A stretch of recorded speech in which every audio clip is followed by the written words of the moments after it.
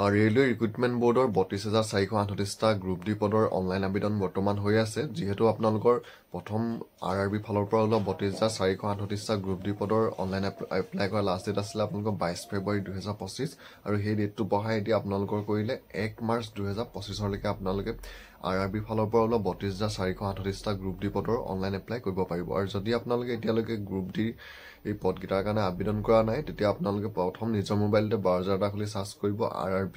তো RRB বুলি search কৰাৰ লগে লগে আপোনালোকৰ সন্মুখত ৰেলৱে ৰিক্ৰুটমেণ্ট বৰ্ডৰ যোনটো অফিচিয়েল ৱেবছাইট আছে সেই ৱেবছাইটটো এনেদৰে আহি যাব। তো ইয়াত আপোনালোকে লগ ইন কৰি আপোনালোকৰ দুটা অপশ্যন ওলাব, create N account, already have N account. তো যোনটো প্ৰথম ক্ৰিয়েট এন একাউণ্টৰ অপশ্যন আছে তাত ক্লিক কৰি প্ৰথম আপোনালোকে ৰেজিষ্ট্ৰেশ্যনটো কৰি ল'ব। আৰু RRB ফালৰ পৰা ওলোৱা এই গ্ৰুপ ডি ৩২,৪৩৮টা পদৰ আপোনালোকৰ শিক্ষাগত অৰ্হতাটো অকল আপোনালোকে মেট্ৰিক পাছ হ'লেই হ'ব।